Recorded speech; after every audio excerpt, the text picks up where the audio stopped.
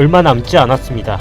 ETF가 승인되면 26조 5천억이 자금이 들어옵니다. 상승장이 시작될 때 결국 정보가 수익과 직결될 겁니다. 가장 빠른 크립토 시장 정보 코인드라이버 시작합니다.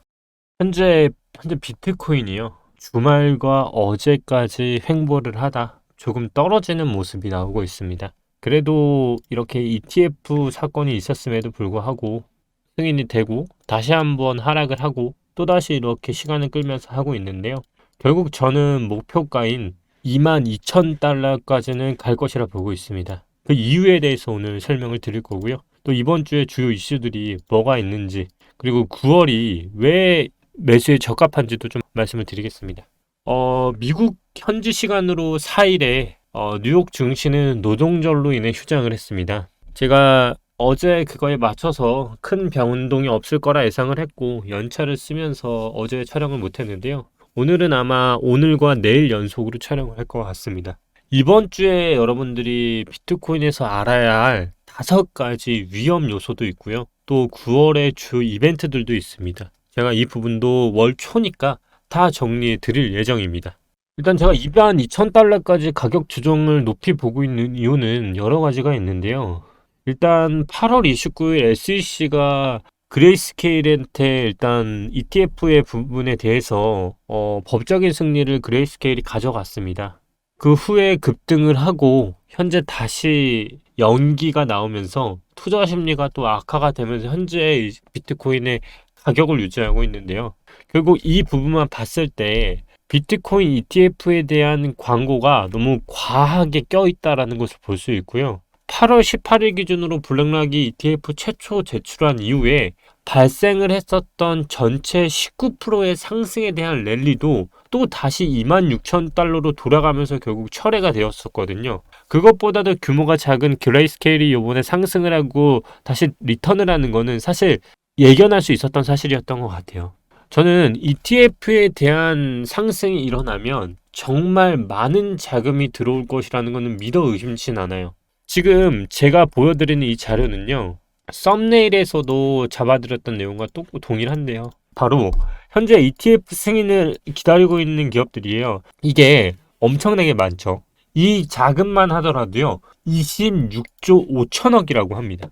26조 5천억의 자금이 들어올 수 있는 정말 극호재라는 것 또한 저도 믿어 의심치는 않지만 문제는 저는 사실 이번에 연기된 것들이 대부분 10월에 몰려 있기 때문에 저는 그 10월의 기점으로 차트와 맞물려서 볼 수 있는 게 이 지점이라고 말을 했습니다. 결국 이 지점이 올 때는 하락을 한 후에 다시 바닥을 그리고 ETF 승인이 10월과 2월 사이에 결판이 나는 연기 최종 경기까지 있기 때문에 아마 이 사이에 어떤 결과가 나오면서 최종 승인이 나오면 다시 덤프를 해서 올라갈 거라 보고 있는데요. 결국 이 하락을 하는 요인에 대한 재료가 뭘까에 대해서 정말 많이 찾아봤어요. 그랬더니 나오는 결과물이 뭐였냐면 결국 하나라고 생각을 해요. 저는 일단 9월을 기점으로 가장 악재가 낄 수 있는 게 일단은 예전으로 돌아가 보면 바이낸스와 코인베이스에 대한 지속적인 규제 조치로 인해서요. 비트코인에 대한 부진한 성과가 계속적으로 이어지고 있다는 것은 누구나 알고 있거든요. 근데 부진한 성과에 대한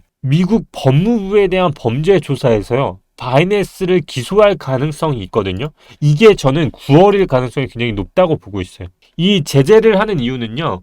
자금 세탁 혐의와 러시아 기업과 관련된 제재 위반 가능성이 가장 큰 화두로 작용하고 있는데요. 저는 이 시기에 나오는 이 구간에 대해서 저만의 생각이냐고 물어볼 수 있는데요. 이거에 대해서 같은 입장인 사람이 있어요. 그게 누구냐면 노스노드 캐피탈 최고 투자 책임자이자 비트코인에 대해서 현재 투자를 진행하고 있는 펜토시 X가요. 본인의 트위터에 뭐라고 올렸냐면 지금과 같이 바이낸스에 대한 이 기소가 9월 내에 하락으로는 이어질 수 있어도 그거는 투자자에게 정말 큰 기회가 될 수 있다라고 말을 했어요. 결국 우리가 그런 말 들어봤죠. 공포에 매수하라. 저는 9월에 바이낸스에 대한 기소가 재료로서 하락을 떨기는 원인이 될 수 있겠지만 결국 그게 저는 큰 기회로서 작용할 수 있는 마지막일 수 있다라고 저는 생각을 하고 있어요. 또한 두 번째 근거로 잡을 수 있는 게 바로 파생 상품에 대해서 수요가 계속적으로 감소하고 있다는 거예요. 이 파생 상품이 뭐냐면 비트코인은 월간 선물에 대해서 일반적으로 현물 시장에 비해서 약간의 프리미엄으로 거래를 하거든요. 근데 이 프리미엄이요, 지금 보시는 것처럼 블랙럭이 현물 ETF를 신청하기 전이 6월 중순 이후 최저점이었어요. 근데 현재 기준으로 보면 다시 최저점으로 내려왔거든요. 간단히 말해서요, 거래자가 비트코인 가격 하락을 예상하는 경우에는 왜곡된 지표가 7% 이상으로 상승을 하고요. 흥분 단계에 있을 때는 마이너스 7%의 왜곡된 경량을 나타내는 지표예요. 근데 지금 비트코인 파생 상품 데이터가요, 약세 모멘텀이 강해지고 있거든요. 특히 현물 ETF 승인이 잠재적으로 2024년까지 연기될 수 있기 때문에 만약 규제되지 않은 역외 거래소에서 발생하는 거래의 상당 부분을 방지하기 위한 조치로라도 SEC의 우려가 결국 반영이 된다고 하면 지금 당장 상승을 하기보다는 비트코인 선물 또한 22,000을 암시할 수밖에 없는 거예요. 결국 이러한 종합적인 근거들을 봤을 때 저는 비트코인이 원하는 위치까지는 갈 것이라 보고 있고요. 현재 이 구간까지는 갈 것이라 보고 있고, 또 하나의 근거가 뭐냐면 현재 차트상으로 봤을 때 지금 이 추세선을 보면요, 2017년도, 19년도, 20년도, 22년도, 그리고 현재 기다리고 있는 2023년도에서 2024년도 요 구간 있죠? 요 구간이 장기적으로 봤을 때 연 단위의 추세선이라는 거예요. 결국 이 구간이 저는 정말 강한 매수세가 들어올 수밖에 없는 부분이라 생각을 하고요. 또 이 구간들을 잘 보면 텀이 있어요. 2년 텀, 1년 텀, 2년 텀, 또 뭘까요? 그 다음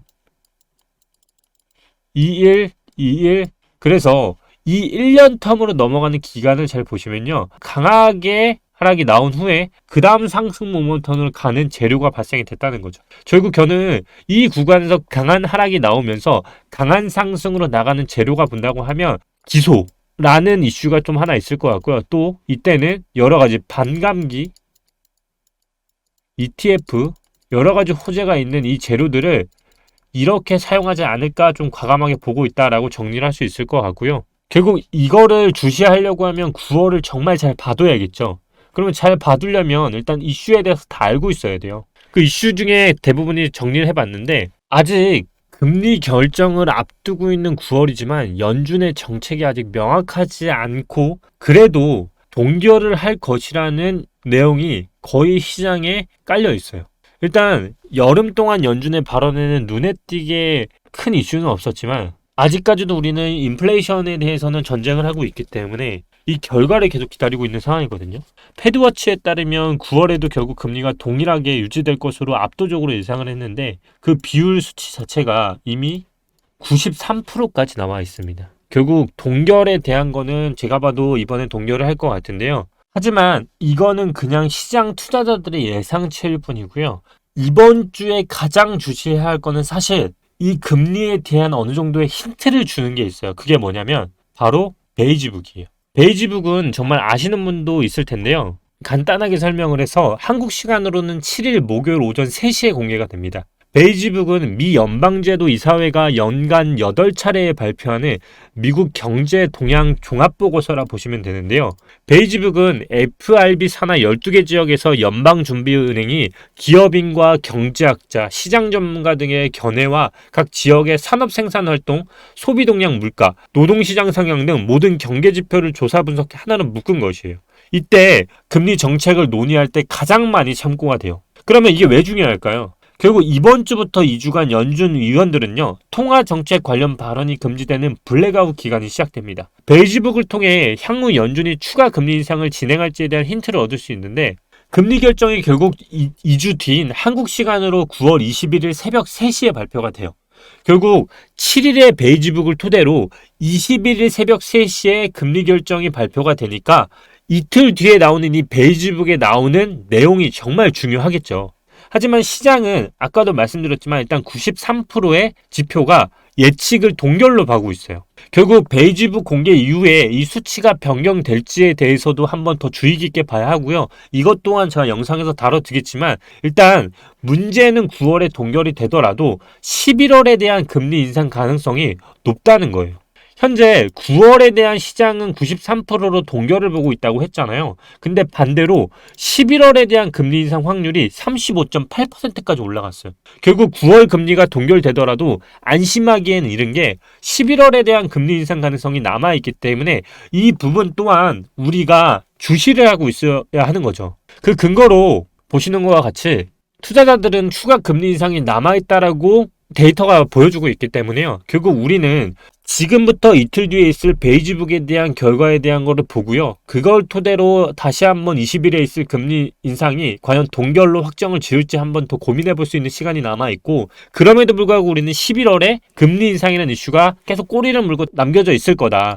결국 우리는 9월에 비트코인 현물 ETF 결정, 이 부분이 미뤄지면서 10월 중순 두 번째 ETF가 미뤄질지 아닐지에 대한 또 하나의 지표가 남아있고요.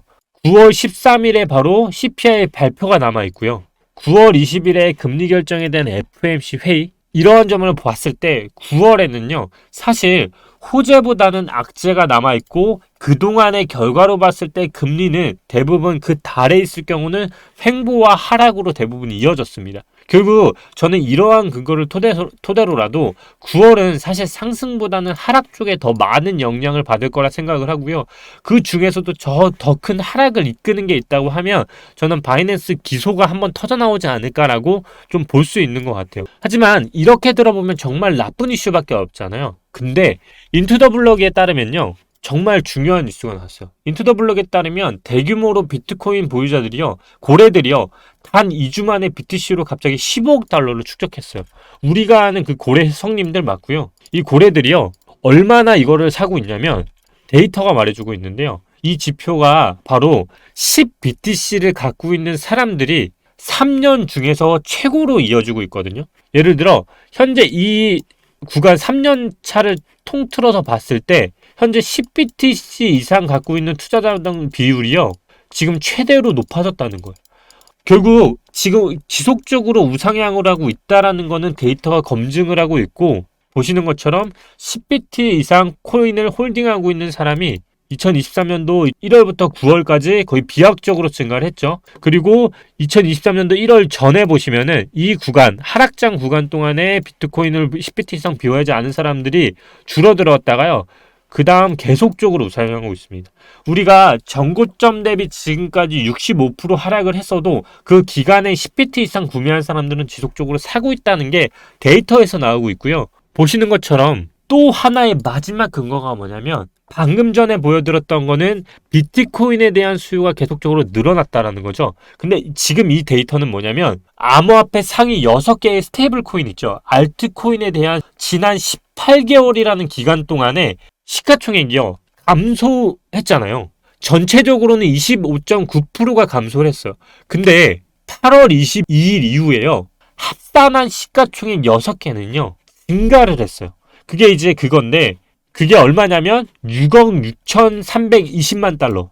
이게 무슨 말이냐면, 알트코인 상위 6개 종목 있죠. 그 알트코인에 대한 거는 지금 지속적으로 시총이 상승했다는 얘기고, 이 얘기는 결국 고래들 누군가는 사고 있다는 뜻입니다. 저는 이 6개의 코인이 뭔지를 알고 있는데, 이게 저는 뭐냐면 비트코인 ETF가 승인되면 그 다음은 결국 뭐냐면 알트코인 ETF입니다. 저는 그 다음 펌핑을 비트코인 ETF가 승인되면 그 다음은 차례로 순서의 차이일 뿐이지 빠르게 될 거라 생각을 하기 때문에 그 다음 데이터 근거가 이미 다 나오고 있다. 결국 저는 우상향 근거에 대해서는 이제 믿어 의심치 않는 건 누구보다 잘 아실 거예요. 결국 부동산도 장기 우상향인 것처럼 코인판도 결국 장기 우상향일 겁니다. 하지만 단기적으로 봤을 때 지금 이게 오파의 구간이냐는 또 다른 문제잖아요. 저도 바보가 아닌 이상 제가 모아둔 돈 10억을 어설프게 투자하지 않습니다. 그런데 지금 이 기다리고 있는 이 구간에서 연 단위로 이 끊어지는 구간들에서 이번조차도 무너지면 이제는 정말 손절을 하는데, 그래도 저는 이게 기회이자 베팅을 해볼 만한 구간이라고 생각을 하기 때문에 기다리는 거거든요. 그래서 이 구간을 기다렸다가도 정말 안 되면 그때 손절하겠지만, 그때 파동은 정말 장기적으로 우하향, 어떻게 보면 이 N자 패턴이 그대로 가고 있다라고 보는 게 맞고요. 이 구간이 만약 끊어지는 흐름이 나온다면 저는 이제는 코인판에 장기 우상향은 변함이 없지만 정말 오랜 시간 하방에서 오래 걸릴 거라고 생각을 하고 계속 말씀을 드리는 거예요. 결국 비트코인 현물 ETF가 출시되면 26조라는 자금이 들어올 겁니다. 이때 들어온 후에는 늦었을 거예요. 많은 지표들이 9월 단기적으로는 악재를 표현하고 하락으로 보고 있지만 장기적으로 봤을 때 ETF는 결국 우상향으로 갈 수밖에 없는 자금이 유입이 될 겁니다. 결국 돈이 있어야만 오를 수밖에 없는 장이고요. 지금은 많은 투자자들의 시장의 관심도도 떨어지고 거래량도 정말 바닥을 기고 있지만요. 결국 이 시장에서 버티는 사람만이 저는 이제부터는 이길 거라 생각을 하고 정말 긴 시간 동안 하락하고 있습니다. 여러분 정말 긴 시간 동안 하락하고 있고요.